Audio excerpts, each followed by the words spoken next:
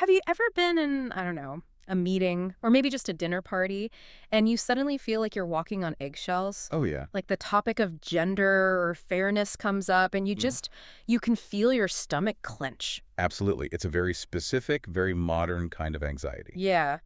And you want to say something, maybe just a simple observation, but you just swallow it hmm because you're terrified that if you don't use the exact right word, you'll be the bad guy. You're constantly self-editing. It's that tension, between wanting to be a good, fair person and feeling like there are these invisible tripwires just everywhere. Exactly. It feels like we're all in this big synchronized dance where we have to pretend certain things are true, even when our own eyes are telling us something different. hmm And that is exactly why I wanted to do this deep dive today. We are looking at a really fascinating and honestly a pretty risky essay by Levny Moten. The PhD. It's titled Beyond Blind Equality, A Plea for Intelligence and Fairness. Risky is definitely the right word for it, especially now. But what I really appreciate about Nemoten's whole approach is that he frames it as an appeal to sanity. To sanity, I like that. Yeah, he's not trying to start a fight. He's basically just asking, can we all just agree to look at reality for a second? Just for a minute. Just for a minute, to strip away the ideology and the slogans and look at how people actually work, how we interact, and how we thrive when we stop pretending we're all identical. So the mission for this deep dive is really to explore this pretty controversial idea he has that fairness and 50-50 symmetry are not the same thing. In fact, they might even be opposites. Right. The whole text argues that forcing the world into this perfect mathematical split, every boardroom, every job, half men, half women, it's actually making us miserable. He wants to move from what he calls blind equality towards something else, complementarity. Exactly. And for anyone listening who's rolling their eyes thinking this is all just, philosophy, we have some really interesting hard data coming up from the medical field that totally challenges the usual oppression narrative. Okay, so let's unpack that. Let's start with this concept of blind equality. On the surface, I mean, that sounds good. Blind justice, blind equality, that's the Yeah. ideal, right? That's what we're taught, yeah. But the way he's using it, blind equality, is more like a rigid belief system. Okay. It's the belief that every single human endeavor, Mm-hmm. a corporate board, a movie cast, a construction crew, it must be split exactly 50-50 between men and women. And if it's not? And if it's not, the automatic assumption is that something is wrong. Something is unfair or broken. So the outcome is the only thing that matters. If the spreadsheet doesn't balance, it must be discrimination. Exactly. He literally calls it arithmetic replacing equality. He says we've moved on from seeking justice, which is about equal opportunity, the open door, to just an obsession with optics. It's less about who's the best person for this job and more about who makes the numbers look right on the report. Right. But let me just play devil's advocate for a second. Isn't that arithmetic necessary? I mean, if we don't count the numbers, how do we know if we're making any progress? Sure. Couldn't we just slide right back into the old boys club way of doing things? And that's the common counter-argument. Yeah. But Nemoten's point is that when you obsess over the numbers, you end up with what he calls a stage act of fairness replacing the real thing. A stage act. Yeah, you're just moving props around. You're not actually fixing the culture. You're curating the photo op. That's a pretty cynical way to put it. It is, but he asks you to think about the cost of that act. Yeah. He talks about a quiet tyranny of symmetry. The quiet tyranny. It's the idea that smart, well-meaning people are sitting in these meetings, nodding along with policies they know deep down don't make sense because they're afraid. Afraid of getting fired. Maybe, but mostly afraid of being branded. If you're the one who says, hey, wait, shouldn't we just pick the absolute best candidate regardless of demographics? You risk being labeled. You risk being called reactionary or anti-progress or part of the problem. So everyone just sort of quietly agrees that merit matters less than the head count because nobody wants to be the one to say the emperor has no clothes. So we all just applaud the empty stage. And Nemoten's point is that this feels wrong to most of us, like intuitively. Deep down, we know arithmetic isn't the same as fairness. Right. And this brings us to the second big pillar of his argument, which is, well, it's probably the most uncomfortable one for a lot of people today. The reality of difference. The reality of difference. Yeah. Nemoten argues we've forgotten something our ancestors just knew implicitly, that men and women are not interchangeable widgets. Okay, let's get into this because this is usually where people get nervous. Acknowledging difference can sound like a slippery slope to, women belong in the kitchen. For sure. How does he ground this argument? He starts with the undeniable. biology. He points to things like muscle mass, hormonal structure, bone density. These aren't opinions, they're measurable facts. Right. He uses sports as the classic example.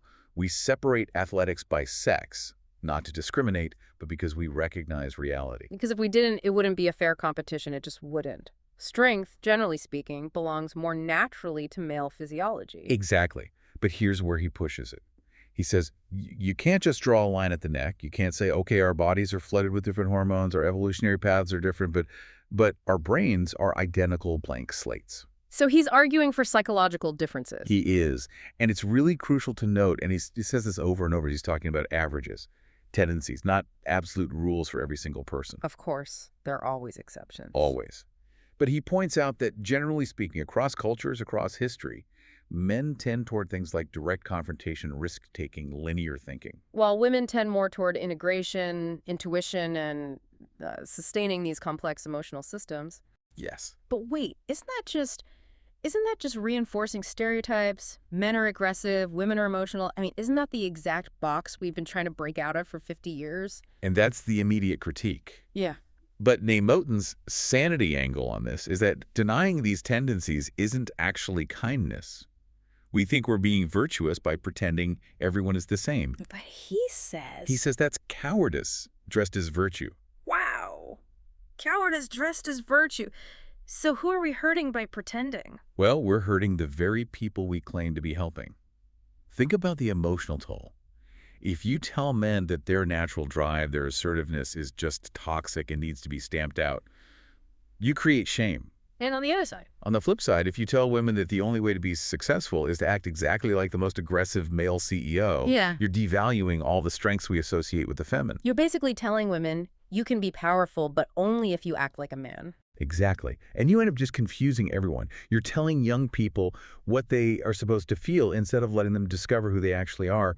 You're asking them to fight their own nature to fit an ideological model. Okay, so we've got the theory. Men and women are different.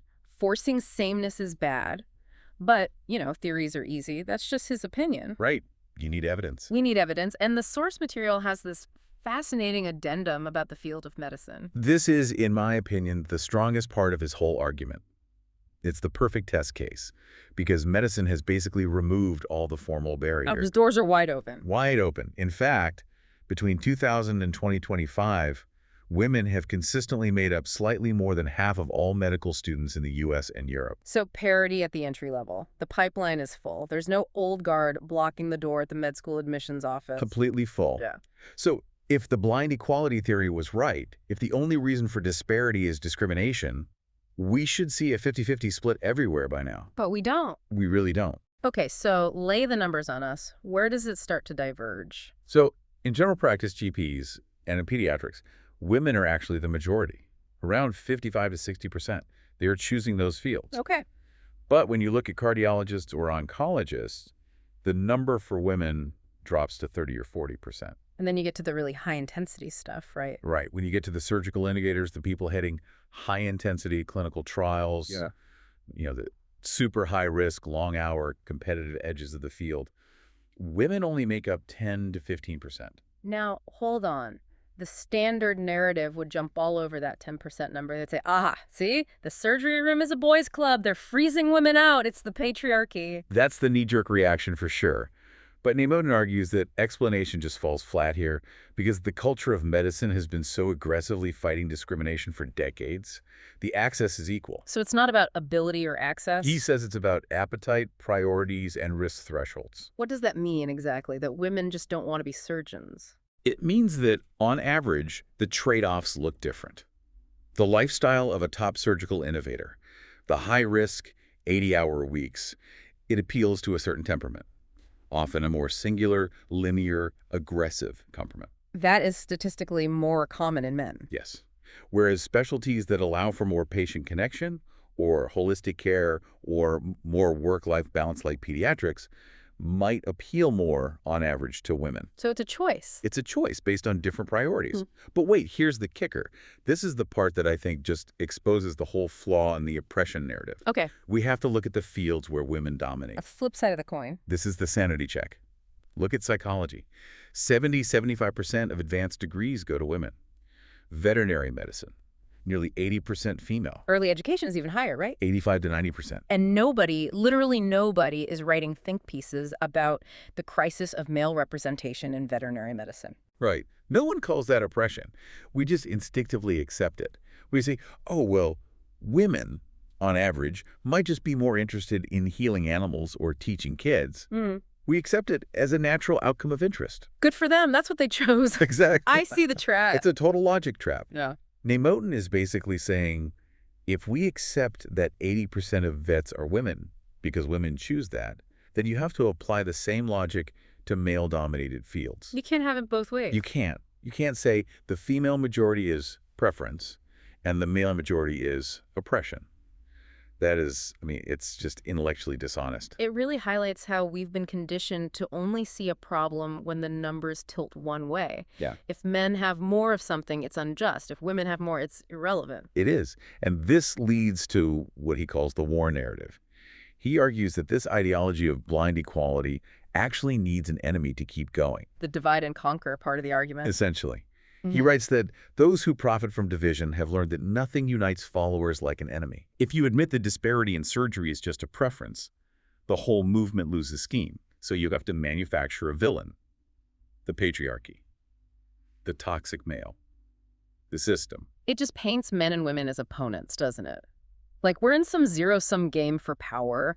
If men have 60% of the jobs, they must have stolen 10% from women. Which is just tragic because, as he points out, most men and women aren't at war. They want to live and work together. They want to build families and businesses together.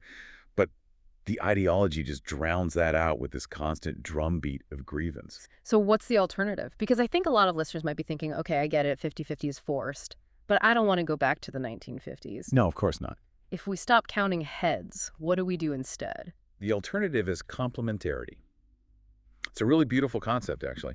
It's the idea that men and women are halves of one creative force. Halves of one creative force. That sounds a lot better than enemies. It frames difference not as a problem we have to solve, but as the engine of cooperation.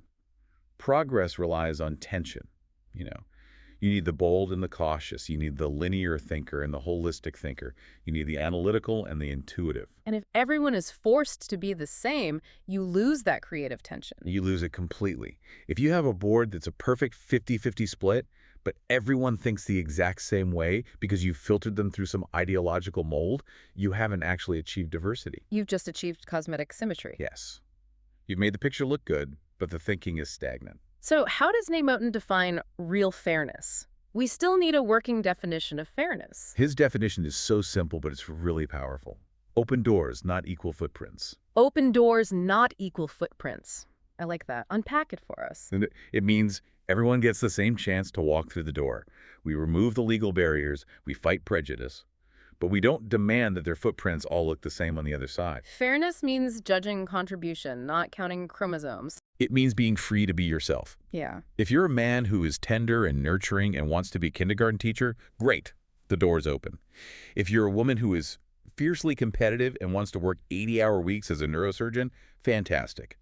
The door is open. But we shouldn't shame the men who want to be builders or the women who want to be mothers just to satisfy a statistic. Exactly. He wants to remove what he calls the ideological supervision. Yeah. He says real fairness is quiet. It's durable. It doesn't need to be enforced by shaming people on social media or by HR mandates. It just happens when we let people be. It all comes back to that word you used at the start, sanity. The whole essay just feels like someone opening a window in a really stuffy room. It really does. Ugh. The driving force of sanity is just acknowledging that freedom produces patterns. And those patterns, like 80% female vets or 90% male engineers, they don't have to be symmetrical to be good. They can just be human. It's a call to stop being afraid of what we see with our own eyes. Yes. The text ends with this vision of a world where we stop trying to engineer the numbers. A world where society can just be honest again. And where men and women can stop apologizing for being different. Right.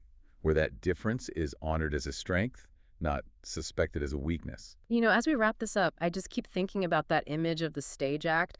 It feels like we're spending so much energy rearranging the props on stage to make it look perfect. That we're forgetting to actually live the play. Exactly. That's a great way to put it. And ultimately, Nemotin is just asking us to trust ourselves, To trust that if we treat people as individuals with dignity, the result will be something far more beautiful and interesting than a spreadsheet. So here's the thought we want to leave you with today. It's something to mull over the next time you see a diversity report or hear someone talking about equity targets. If we stopped trying to engineer the numbers to look a certain way, if we stopped forcing the graph to be a straight line, what natural, beautiful patterns of human diversity might we finally be able to see and appreciate? What would humanity actually look like if we just let it be? It's a question worth asking. Thank you for joining us on this deep dive into sanity, biology, and the courage to see things as they are. Trust your eyes, trust your gut, and we'll see you next time.